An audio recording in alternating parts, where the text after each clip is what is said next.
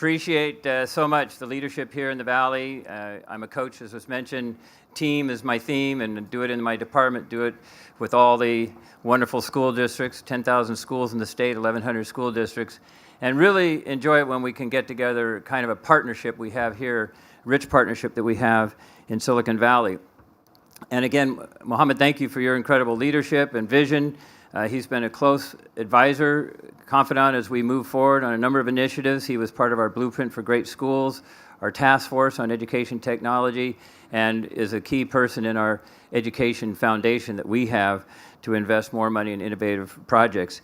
And so he did say that you would have pretty high energy here, and that I should get ready for that. So I did run this morning early, got my endorphins kicked in, 3 cups of coffee, 1 Diet Coke later, and I think I have enough caffeine to keep up with you all here for a little bit.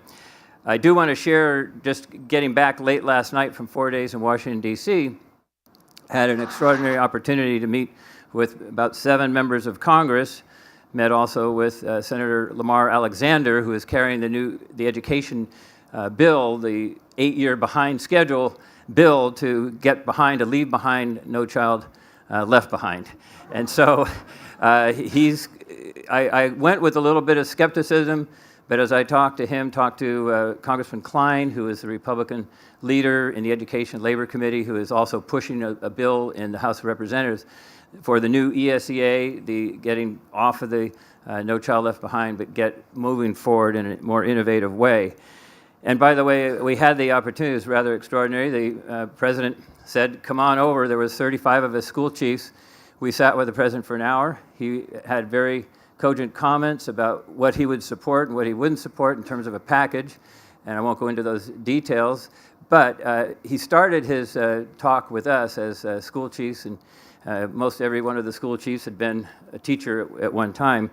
He said he just had come from a science fair with 5- and 6-year-olds, and these fifth and 6th graders, and they were just fascinating. One of the girls had developed a page turner, some kind of a contraption that would turn pages, but it was set rather fast. And the president said, this is rather difficult to keep up with this page turner. And she just said, well, Mr. President, this is just a prototype. There's more coming. And then he cited a 6th grader, another girl, who was doing some kind of algorithms analysis of growth of antibodies and sort of on a track to curing cancer. And apparently there's actually some legs to her research, and she may be one of those ones who, again, spark the imagination and get creative and find wonderful solutions. So I think it points out, though, that we want to keep the natural curiosity of kids alive, the natural sense of wonder and exploring of the world alive. And we want to give them the greatest support so all children can succeed. And a lot of that revolves around teamwork. Again, the team theme. How do you spell team? T-E-A-M. And what's that stand for? Together, everyone accomplishes more. And you have a great example of that here in what you're doing here with the Silicon Valley Education Foundation, what PwC is doing and leading. And again, congratulations. That's marvelous teamwork. We need the tool that you developed. That's a great tool. Maybe export that to the rest of the state, not just keep it here in Silicon Valley. The idea of being able to do assessments of readiness in technology, where you are, where your gaps are, and how to fill them. And so appreciate that leadership. And again, it's so important bringing technology into the schools. We started 15 years ago. We were asked by Mohammed to give a little background on where we're going with this. But 15 years ago, I saw a lot of potential. I believe that education technology would be a game changer. And since then, of course, it has become a game changer, and we're closing the gaps at a rather fast clip, but we have a long way to go. But it is unique partnerships like the one that led to the supports for Eastside Union High School District. We look forward to hearing about that success story. Just working with a number of companies and groups. EdSurge, we just, Betsy Corcoran, you know, is going to be one of your panelists later. We just worked out an agreement to create a summit for superintendents and principals and technology advisors of companies throughout the state of California on education technology and how to invest most wisely and effectively. So thank you, Betsy, for your work with that. And again, Nextenta and City of San Jose, we look forward to hearing from Mayor Liccardo in terms of some of the innovative teamwork you're doing here. I was asked by, again, Mohammed, to look at the work of the California Department of Education, some of the work that I've done and led as we've gone forward. We know that education, public education particularly, is the key to the success and strength of our economy. And I believe, and I think we all share the belief, that for education to be as successful, engaging, and exciting as it should be, that we need to invest and have the best technology available for all of our students. I worked on an idea, a one-to-one computing capacity, the 24/7. We called our initiative, the initiative is No Child Left Offline. And so we did that starting about 10 years ago.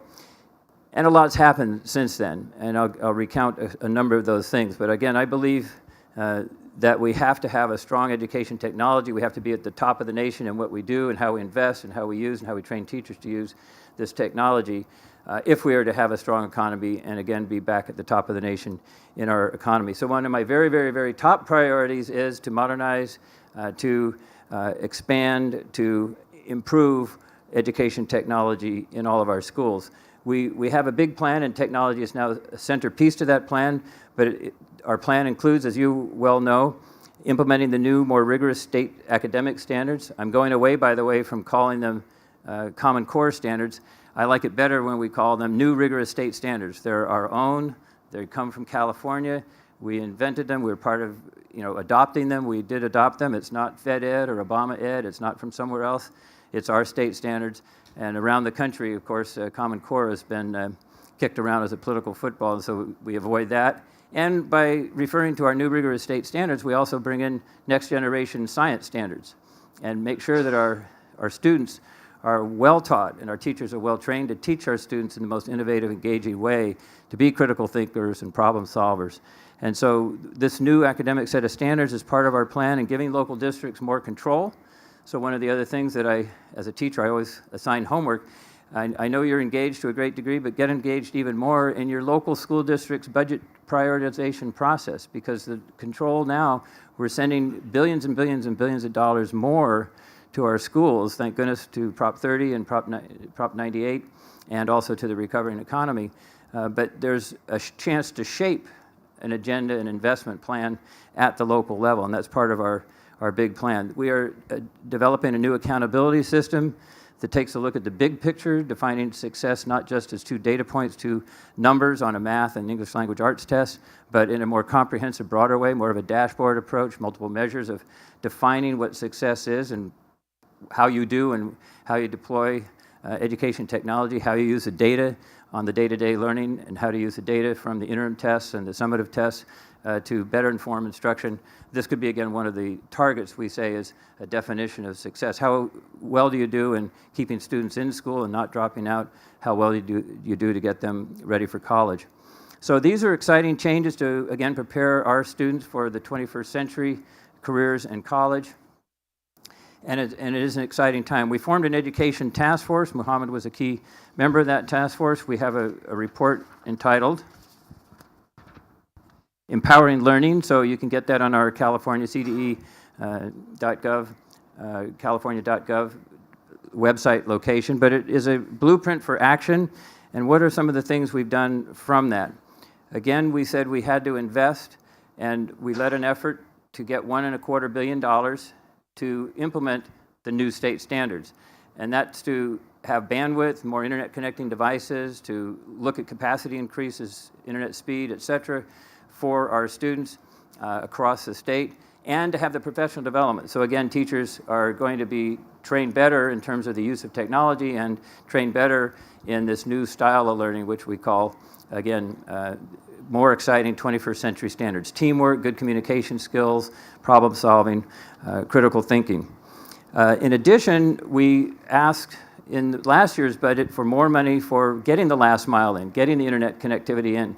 And around the state, we found over 200 sites school sites that weren't connected to the internet. And that 27 million brought the last mile into 227 school districts around the state.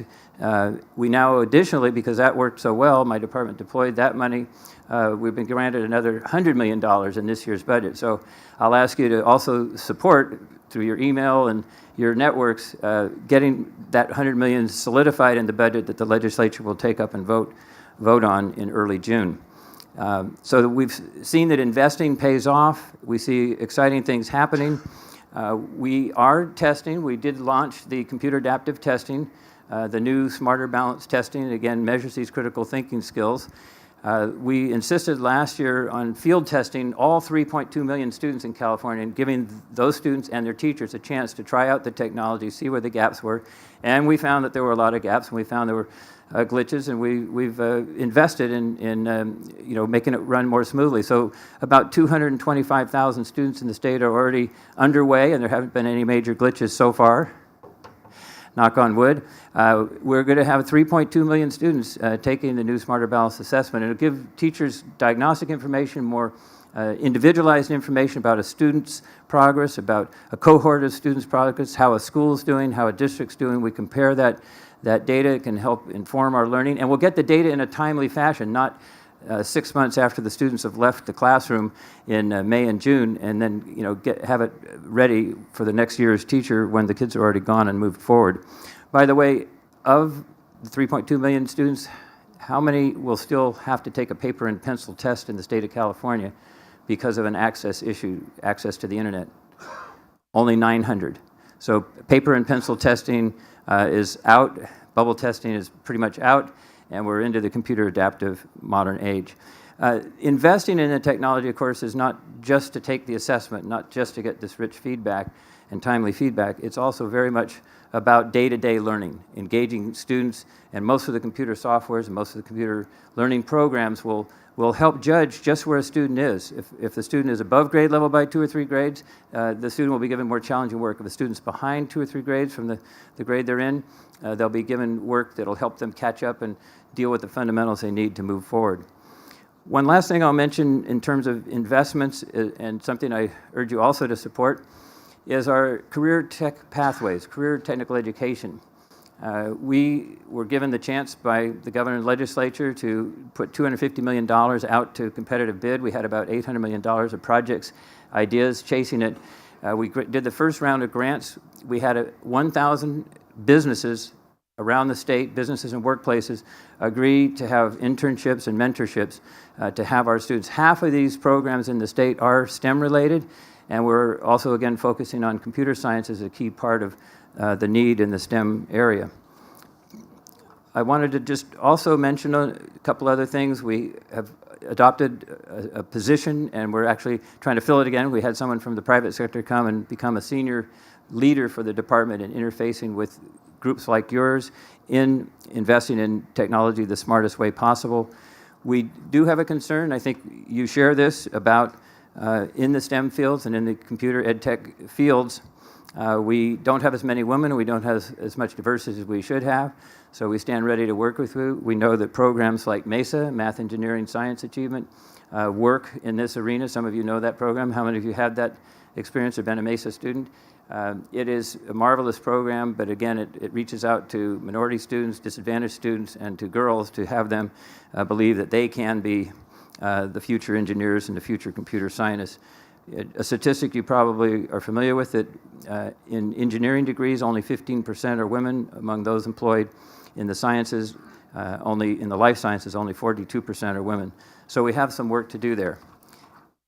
Just want to say, overall, good news on the front of a recovering economy, good news on the vision of the people of California voting to invest in their schools, and a big part of that investment we've targeted towards education technology. There's another opportunity, another homework bill that you could support.